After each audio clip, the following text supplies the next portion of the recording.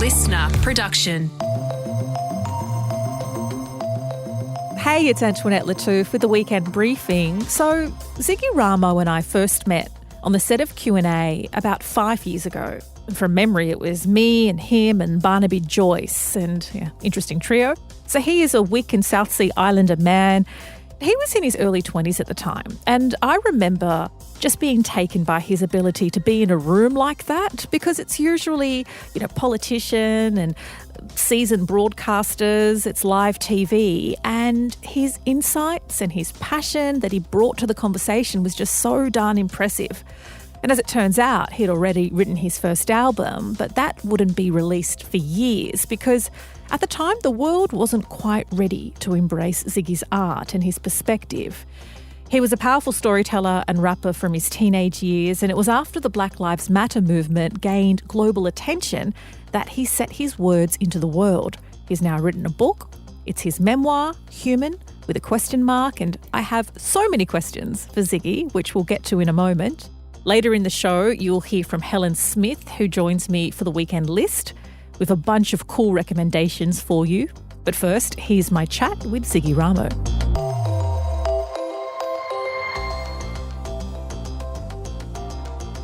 Ziggy Ramo, welcome to the Weekend Briefing. Thank you so much for having me. I want to start at the very beginning. And every time I say that, it makes me think of The Sound of Music in that song. Because it is a good place. It is a good place to start. Tell me about your family and your great-grandmother and, how that impacted you.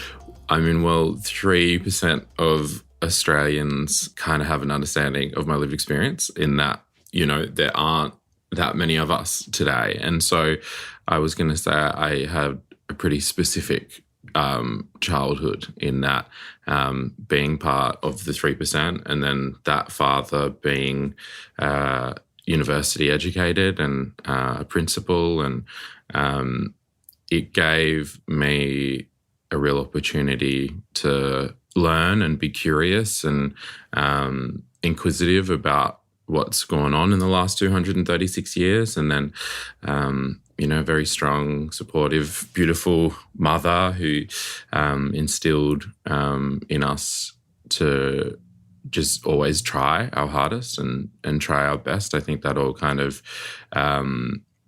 simmered down into me and who I am, and I think we're all shaped by our families and the important people around us, and I wear all of that pretty strongly on me, and I wouldn't be who I am without that. And your great-grandmother, she was stolen from her family.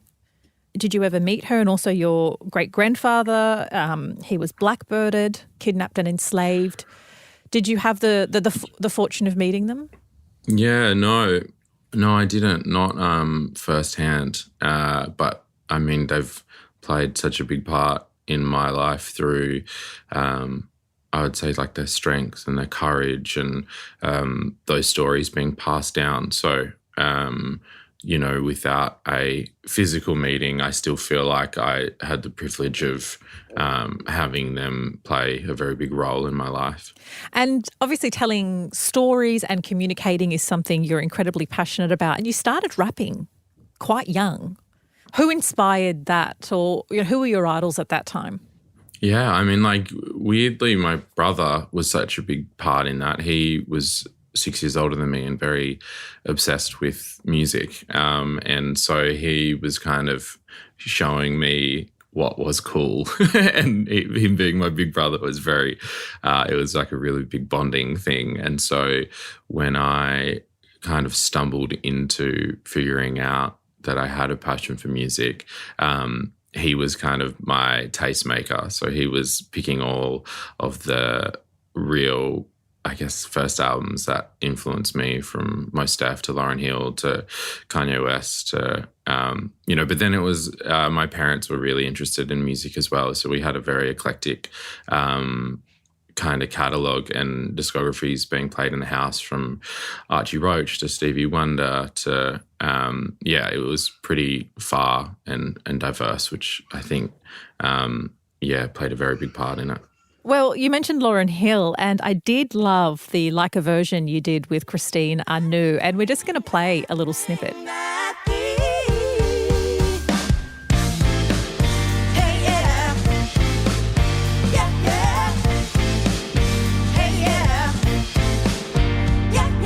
Been 3 weeks since you've been looking for your friend, the one you let it hit and never call you again.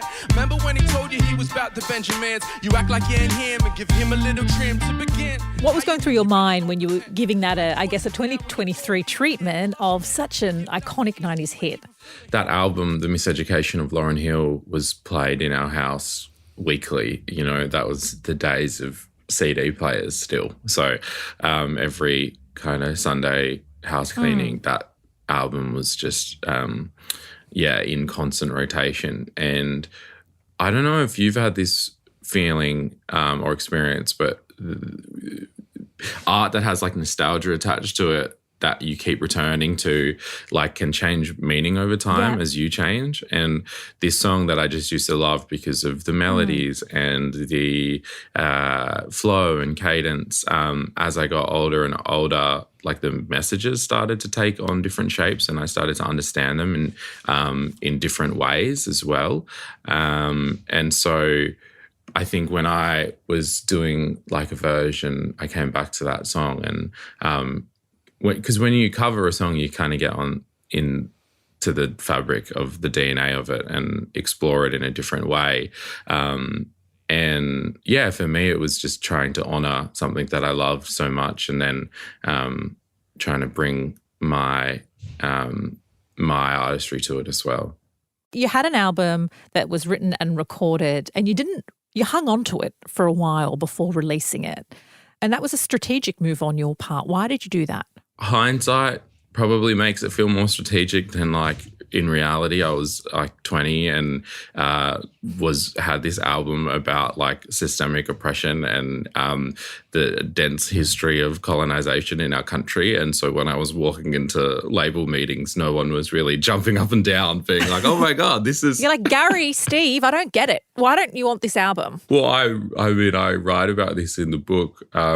There was a big sound that I played this album at with a 6-piece band, and one of the heads of a label said, it's so confusing because you're doing hip hop, but you've got live musicians, and I just don't understand why you're so angry.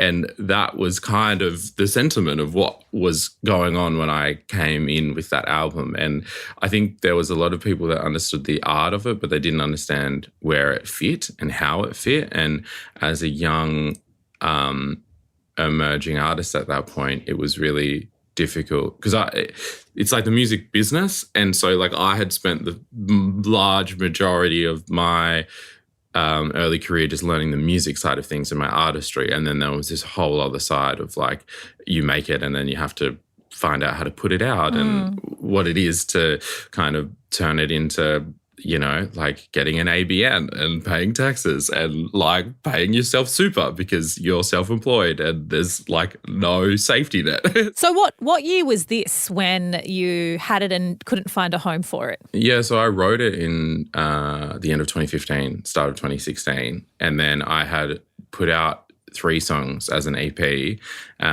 from that album, and with the plan because I wanted to turn that album into a book because that album is 7,000 words, which is very lyrically dense for a body of music. And there was so much history and context that I wanted to unpack. And so I have these kind of cold call emails from like 2016, 2017 of me being like, hey, I've got this album and I want to make it into a book and it's my debut. What do you reckon? And it didn't really transpire. I kind of...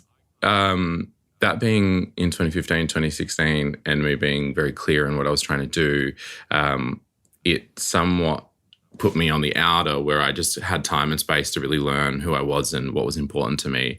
And so then I held on to that album, performing it over the years.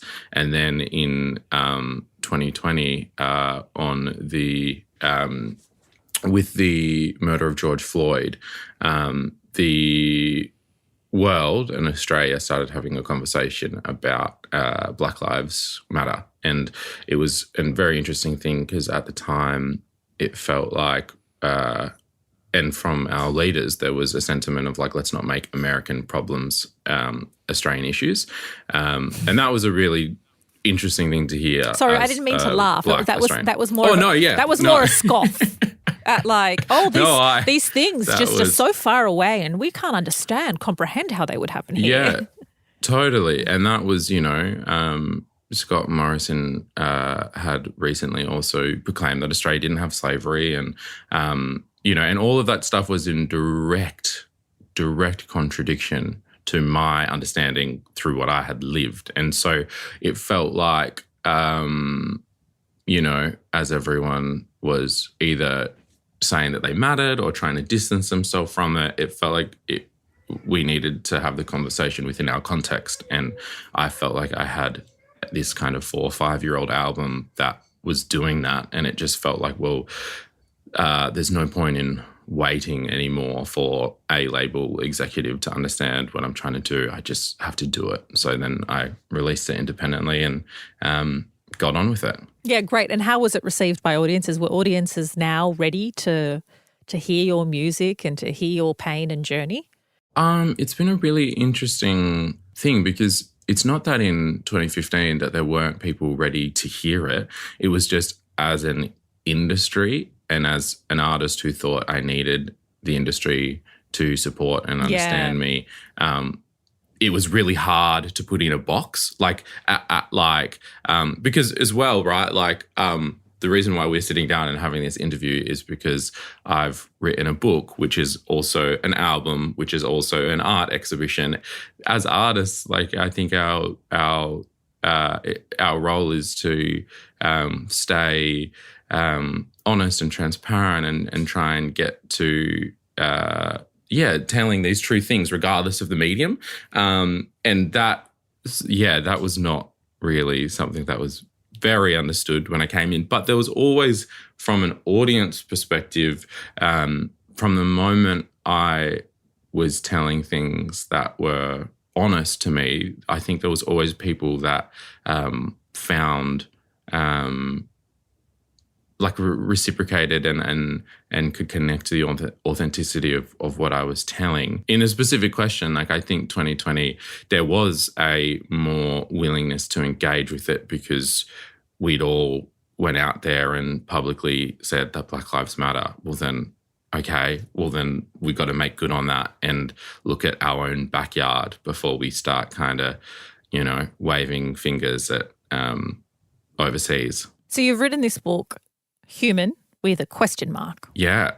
What's with the question mark? Doing Black Thoughts, that debut album, and getting to have lots of conversations around it, I started to realise that there's a really big gap in our understanding because of lived experience. And so when you have when something is in your sphere and it's affecting you, you are just so much more curious to understand it and learn about it because it feels very present for you. And for a lot of, for the vast majority of Australians, what has been affecting our community has been very purposefully separated and protected from them having to grapple with. Because when we started colonizing these countries 236 years ago, it was on the founding principle that some people were human and other people weren't, because that is literally in the documentation of Terra Nullius, which grew from the doctrine of discovery. And the whole principle is that it doesn't deny that we weren't here, it denies that we were human, because humans had ownership and non-humans had occupancy. And so the whole point of the question mark is I don't think we've ever reckoned with the fact that the only way colonization and the scope of European colonization is just like, it is the fabric of the world. It's I write about this in the book of how far-reaching it is. So these kind of founding tenets of dehumanization is in our current.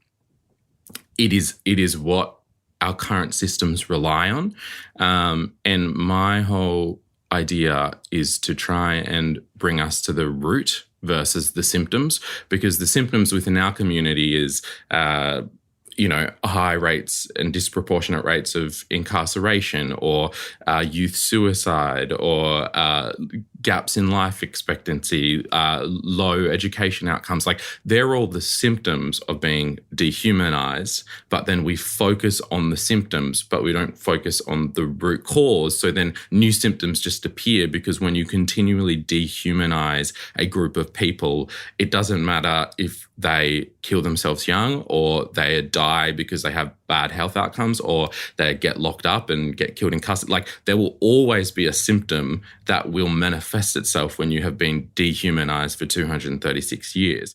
So what do you think needs to happen for, as you say, the 3%, and we're going to get to terminology in just a moment, for the 3% to be seen as human? This whole work is actually more of an invitation, in that I think that when you dehumanize people, you in turn lose your own humanity. And I think it's not so much about, learning and becoming an expert in our history. I think it's more about like becoming an expert in what you already know, because innately we are compassionate and empathetic as humans, because we're a social species and we depend and rely on connection to each other.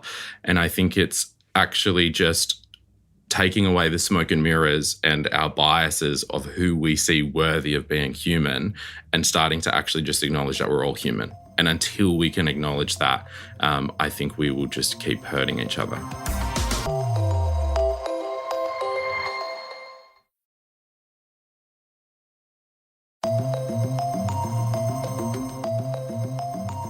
In your book, you decided to use the word original peoples, and that's in lieu of Aboriginal, Indigenous, First Nations, Native, etc. Why did you make that decision? What does language in this context and those words mean to you? Yeah, so in the same way of the question mark, right? It's all just intentional to try and help people think. Because I think I've tried to be careful within this book. Is I'm not telling you what you have to take from it.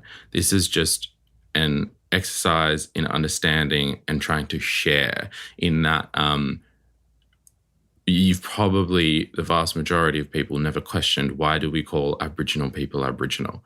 Like, when Aboriginal people are, 500 nations with 700 dialects with different countries, like this language and terminology was never ours. It was used and put upon us from the people who committed genocide against us. And for me, I'm a Wik man, and like that is my terminology. I am Wik, and Aboriginal is a Latin word, ab meaning of, and original of original or beginning. So it was a Latin word. Latin is Roman Catholic. Roman Catholic created doctrine of discovery, which grew into terra nullius, which was the justification of our genocide. So for me, it's not really a word that I find is me. Like, it's a word that has been used to homogenize us and make us singular when we're actually very individual and different. And so, look, it's not an expectation that everyone else has to use that word, but in my art, in my space where I am going to be talking and unpacking these things, I just want to be honest. And it's like, I don't feel, especially when you get into, like, when you start looking into like the 1905 Aborigines Act and this and that, like all of the racist legislation and discriminative policy that has been used under the guise of protecting and serving Aboriginality, I just really struggle with. And on that topic of words, what some people are struggling with at the moment is acknowledgement of country, feeling disingenuous or feeling like something that has to be done at the start of every Zoom meeting and in so many different spaces. How do you feel about where we're up to in terms of that acknowledgement of country? If it comes with the sense that it's, half the room is rolling their eyes and other people are doing it because they're told they have to. So I'm not really concerned with what the room's doing. I'm concerned with the person giving it, because you can't control how people respond to what you say, whether that's an acknowledgement to country, whether that's whatever it is, In my personal opinion, an acknowledgement doesn't have to be the one that everyone writes. Like, I think it should be a deeply personal reflection, because if you are making an acknowledgement of country, I think it has to come with a certain reverence. I write in the book that I think it should come with more of the weight of like a minute's silence. In that it is a deep state of reflection where you are taking a moment to hold space to understand what has happened on the country you stand on. Like, pay respects to elders past and present. Like, what are you paying respect about? If you have the opportunity to deliver an acknowledgement, just take a moment to reflect on what you individually are acknowledging, and even take it one step further and understand what country you're on. And how it would be like, and I write about this in the book as well, is in that, like, we understand Europe as a very diverse culturally place. So if you were doing a thank you for having me here and you are in Sweden, or if you were in Greece, the way in which you would talk about those two places would be completely different. And I think acknowledgements of country should be specific and tailored to the country you are acknowledging. I'm curious to know what part, be it a chapter or a couple of pages of your book, that you're most proud of, that when you read over, you're like, damn, I'm good. I really like this part. Is there something that you're especially proud of? That's so funny. I just have recorded the audiobook, so it's all like very fresh in my head. Basically, the last thing I wrote is probably the thing I'm most proud of. I was making an amendment in chapter 8 called Shame, and I wrote about the experience of taking Arnie Kayleen, who I worked with on a TV show, back to Tenor Island in Vanuatu, where her great-grandfather was stolen from. He was a chief from Tenor Island, and I had the privilege of kind of really rallying to take her and go home for the first time, and hear the stories of her family and Chief Jeffrey on Tenor Island, who's a paramount chief who allowed us to record songs about blackbirding. And like, that specific experience was so special, but also just like that last piece of writing, I had been editing the book for months at that point, and actually getting the inspiration to write again and feel like, oh, I've learned how to write a book, because like I when I wrote that section, it came out edited, if that makes sense. Yeah. So there was like it was a real proud feeling of just like, oh, I actually learnt how to write a book by writing a book. So that was really cool. That was Ziggy Ramo, a Wick man, author, rapper, all-round legend. And you can check out his book Humans, which is available in all good bookstores. And if you're in Melbourne or heading to the Melbourne Writers' Festival, you can catch him on stage on May 10 and May 11th. I'm now joined by producer extraordinaire Helen Smith, because it's time for the weekend list, and that is where we pretty much share what we've been reading and watching and listening to, and we tell you if we love it and we tell you if we think you too should try it. So Helen, what is your tip this week? So my first recommendation is a recipe. It's a pasta salad, and like a cold pasta salad. Mm-hmm. But the thing that I love the most from this is the sauce, the dressing that I made. So it's Greek yogurt, pesto, honey, and a little bit of lime, I think, or you can do lemon, but I put lime. And it honestly goes with everything. I've put it with this pasta salad. I put it with carrot fries. I love making carrot fries. And it's super easy. You don't use too much of your pesto as well. So you can like keep using a jar for a while. And it's healthy. It's healthy. And you know exactly what's going into that dressing. And like me, I'm lactose intolerant. So I can use lactose-free Greek yogurt. So I can customize to my IBS. And did you just make that recipe up? I found it on TikTok. Yeah, nice. Yeah. So it's by this nutritionist. She's actually based in the UK. Her name is Emily English. Okay. So, yeah, check her out. She's got great recipes on there. Very good. Okay, so my first recommendation is a new book out by Louise Milligan. So it's actually her debut crime thriller, and she is the ABC investigative journalist who does lots of the really saucy, juicy stuff on Four Corners. And it's about a kidnapping, who becomes a hostage, who's a crime journalist. So it has all the intel of somebody who understands the media and crimes against women. And I know this might seem like a strange time to be talking, given all the rallies about crimes against women. She writes beautifully, and it tracks the wave of emotions that both the kidnapped journalist goes through and those who seek to find her. Anyway, I think it's a really good read. I would even say, despite the subject matter, it's light-ish because there's still humour in it, and I guess it is fiction. And so even though it probably draws on real events and things we know that we've both covered in the news. I don't know. I just found it really easy to read, well written. I like to get behind Aussie authors. It's called Pheasant's Nest, and it's by Louise Milligan. Great. I like that one. I love a crime, anything really. My next recommendation is kind of to do with crime as well, actually. It's Baby Reindeer on Netflix. Yeah, I've seen that come up, but I've no idea what it's everywhere. about. So it's a Netflix TV series based on a comedian and his stalker. So the thing that I found really fascinating is the actor who's playing the main guy, it's his real story, and he was the comedian. So it's his real story of being stalked. And it does sound quite confronting. It is a bit creepy, but the way that it's done is really What's the whole reindeer reference?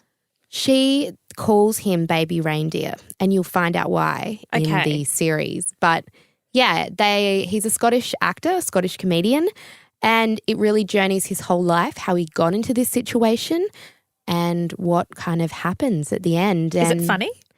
Some parts are funny. Okay. But it kind of keeps you on the edge. Okay. It's not a horror though. It's a thriller. It's a thriller. I got a little bit scared, but still recommended it. It's really interesting going into the whole, I don't know. Dark and disturbing and twisted mind. Yeah. Okay, look at that. Okay, so you've got a thriller TV series. I've got a thriller kind of crime book. We're all over the light and fluffy stuff today. My second recommendation is a podcast called I Forgot to Tell You Something. And disclosure, my friend is one of the co-hosts. What I enjoy about the podcast so much is it's about living with ADHD or navigating life with ADHD. So she was diagnosed with ADHD as an adult, and it was only after supporting her son in getting a diagnosis and helping him adjust his lifestyle did she realise he's living with things that I have lived with for so long. So it traverses, I guess, parenting with ADHD and being a woman who presents, ADHD symptoms often present differently. So she's now become an ADHD coach. Her co-host is an American man who also lives with ADHD and is an ADHD coach. And when they first told me like an ADHD coach, I was like, what is that? Do you help people get ADHD? Yeah. Or get really strong ADHD? Yeah. But no, it's about navigating relationships and life and work. As someone with ADHD, I'm learning so much about her, about other people in my life who are neurodiverse. And so, it's just a really fascinating podcast because I don't have a huge amount of knowledge about ADHD, let alone how adults navigate it. Anyway, super interesting. I Forgot to Tell You Something podcast, and you can check that out wherever you get your podcasts from. I like that. I find a lot of parents find out they have ADHD when their children have it. Yes. So I find that's really common, especially in women because of all the masking symptoms that women have, and the research hasn't actually been done on women because Yes. it's so hard to find Yep. those symptoms. So, Yeah, it's exactly that. Plus, I love that. kind of everything else that life throws at you. Do check that out. Thanks so much, Helen. That's it from me. Thank you so much for being with us and for tuning in. It is always a pleasure hanging out with you. If you want more of the Weekend Briefing, Tom Tilley will be in your ears tomorrow.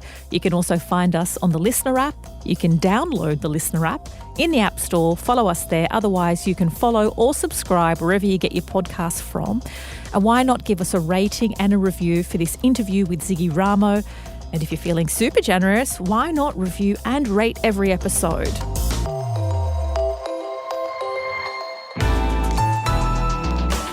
Listener.